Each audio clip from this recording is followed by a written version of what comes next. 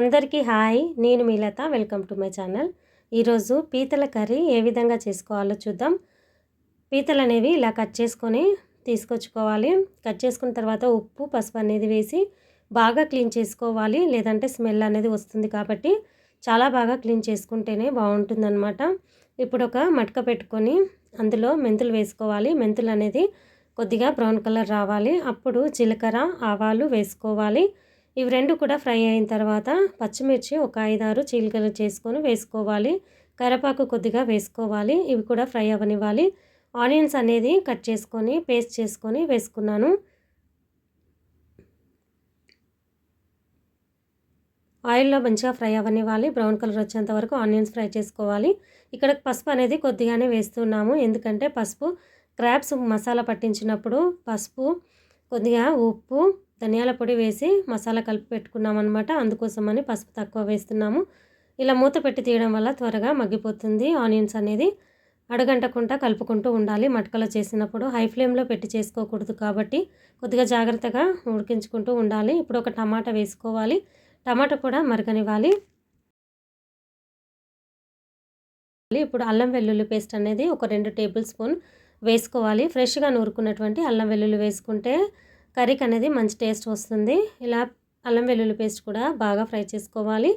ఇవంతా కూడా ఫ్రై అయ్యేదాకా కొద్దిసేపు మూత పెట్టేసుకుంటే మంచిగా ఫ్రై అయిపోతుంది అనమాట. ఇప్పుడు చూడండి, మంచిగా ఫ్రై అయింది. టమాటాలు అనేది ఇంకా మగ్గడానికి బాగా కలుపుకుంటూ ఉండాలి.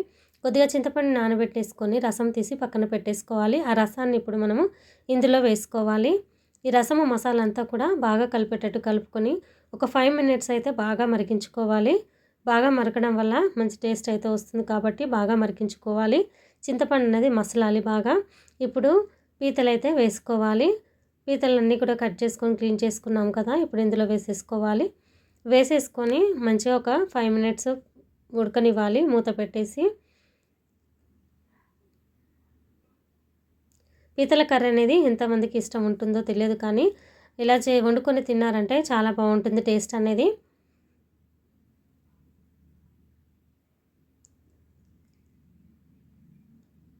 ఈ విధంగా పెట్టిన తర్వాత ఇప్పుడు వాటర్ వేసుకోవాలి. వాటర్ కొద్దిగా వేసుకొని మంచిగా కలుపుకొని ఒకసారి ఇంకా 10 మినిట్స్ అయితే ఉడకనివ్వాలి. 10 మినిట్స్ వరకు బాగా మరగనివ్వాలి. అప్పటిలోపు కొద్దిగా ధనియాల పొడి అనేది వేసుకోవాలి. ధనియాల పొడి కూడా ముందుగానే వేసాము కాబట్టి ఇక్కడ కొద్దిగానే వేస్తున్నాము టేస్ట్ కోసం అనేసి. అంతా కూడా ఇలా కలుపుకుంటూ మూత తీసుకుంటూ కలుపుకుంటూ ఉండాలి. ఇంకొక 10 మినిట్స్ అయితే ఉడికితే మన కర్రీ అనేది ఉడికినట్టే. నా ఛానల్ ఎవరైతే ఫస్ట్ టైం చూస్తున్నారో ప్లీజ్ సబ్స్క్రైబ్ చేయండి, లైక్ చేయండి, షేర్ చేయండి, కామెంట్ చేయండి. ఇప్పుడు కొద్దిగా కరివేపాకు వేసుకొని మగ్గించుకున్నాం కొద్దిసేపు. దాని తర్వాత మళ్ళీ కలుపుకోవాలి ఒకసారి. మూత పెట్టేసి కొత్తిమీర వేసుకొని గార్నిష్ చేసేసుకున్నామంటే మనకు తినడానికైతే రెడీ అయిపోయింది. ఈ రెసిపీ మీకు నచ్చిందని అనుకుంటూ ఉన్నాను. Thank you friends, thank you for watching.